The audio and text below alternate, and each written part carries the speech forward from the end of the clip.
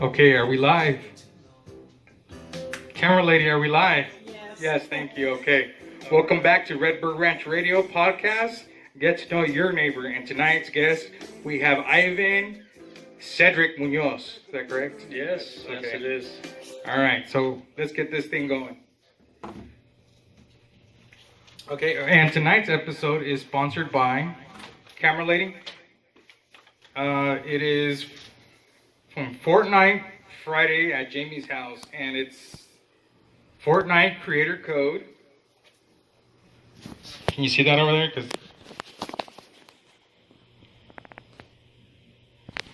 okay, we actually get $1 every time she plays, so there you go. All right, so anyways, here we go. Ivan, the affiliate in the house. Yep. So let's get to know a little bit about Ivan, those who don't know him. What's your story, Ivan? Where are you from, first of all? Oh, okay. Very open-ended question there. Yeah. I am from California, unfortunately.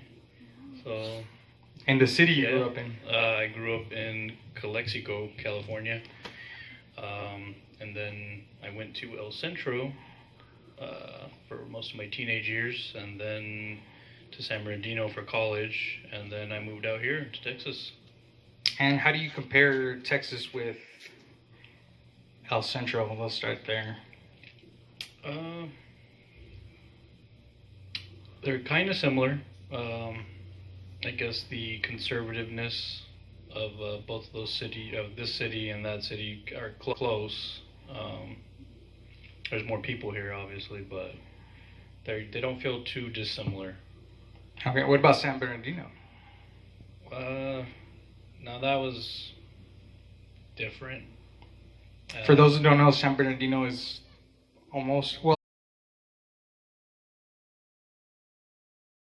well, no, it is a ghetto in some areas. It's mostly ghetto. There you go. Mostly.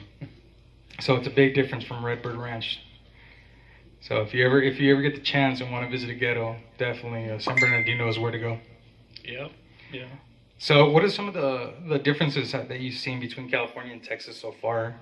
I know one that we discussed a while back was the gun laws, how different and insane those are.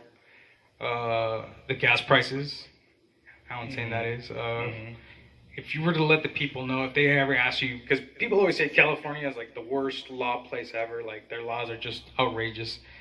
What are some of the things that you would tell them that they have as far as like their gun laws?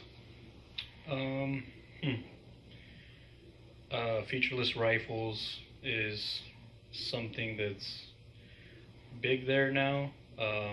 It's very odd. It doesn't make any sense at all to me. Now, featureless rifles is when you cannot have certain aspects of the rifle, like rails or muzzle brakes or various things, if you have a pistol grip. But you can have those things if you do this strange fin guard that goes over, so you can't fully grasp the pistol grip. right. And I know recently they just did they passed the law of background checks when you buy ammo. Mm-hmm. I don't know how exactly it works because we left before that happened. Did you ever find out how that worked as far as purchasing the ammo? I think it was $1. I've read it was $1 per background check, and it's an instant background check. But you do have to fill out a form, and it's not per caliber, but it is per manufacturer. So if you buy 10 different manufacturers of 308, you got to fill out a form for each one. But if you bought one manufacturer, several different calibers, you don't have to. Yeah, things are pretty wild over there now, the way they used to be. Another thing was gas prices.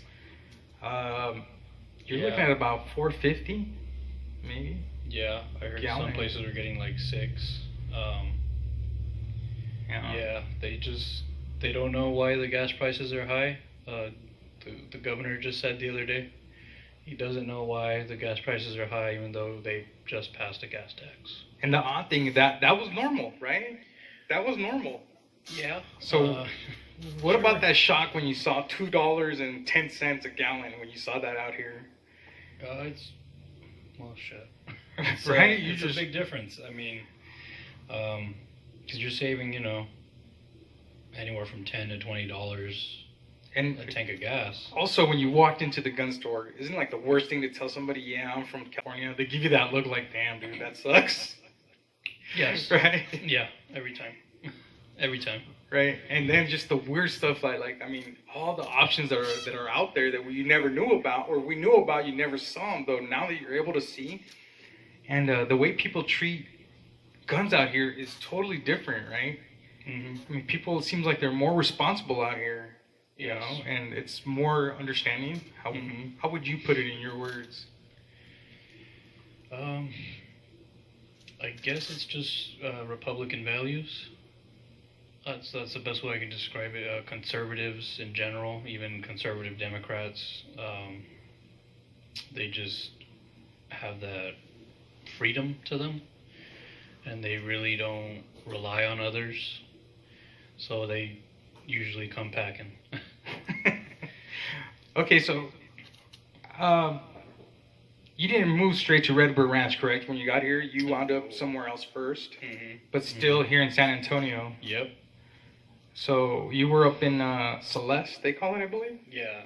In La Cantera. Look at that. Now, who'd you move out here with? Lorraine Nunez.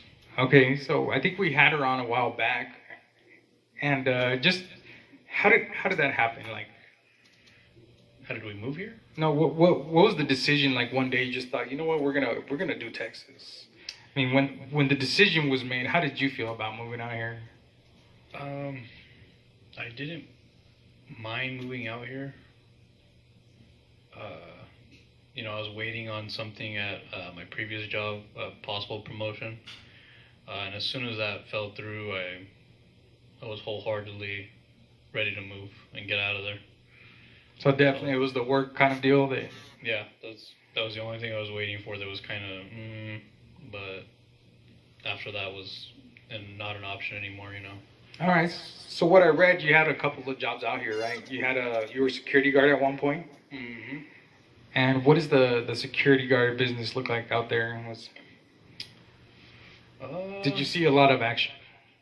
Yeah, it's a good position to jump into if you're trying to figure out whether or not you want to pursue law enforcement or even military service, full time, make that a career. So what is an incident that you had that you could say that stands out that definitely took you by surprise? Geez, at bars there's just so many crazy people. A couple drinks and all of a sudden they think they can take on anybody. And, It's that liquid courage, I guess, right? Yeah, definitely. The craziest one, they're not really crazy. They're stupid. I do know that people, if you have them sitting on a curb, the whole time they are just formulating any story they can to be able to get out of it when the cop gets there to take them away. So you actually would detain the person? Yeah, we detained, in the short time I was doing bars, we detained 2 people. One guy was so gone that he fell asleep at his seat and his friends left him, and he didn't have any money to pay the tab because they left him with the full tab. So he got arrested and he was sitting on the curb, and then the whole time, man, he was hatching his little plan, like what to say to the cop. As soon as the cop got there, man, I know this guy. I've been drinking out with this guy, and he's never, he's talking about the manager. Yeah, he just had this whole backstory with the manager out of thin air. So, I heard of a place called Ojos Piojos. So what's that like? Yeah, that place is. I heard they have good chicken wings. Yeah, they're okay. Yeah. And so you get a good environment, nice environment. Nice environment. Yeah, all the chicks walk around with their asses out. Really?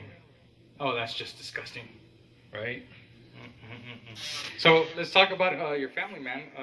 Who did you leave back in the valley? Nobody. My mom moved out here. She moved to Temple. So. Why Temple? houses are pretty affordable. It's starting to grow, so there's a economic boom just like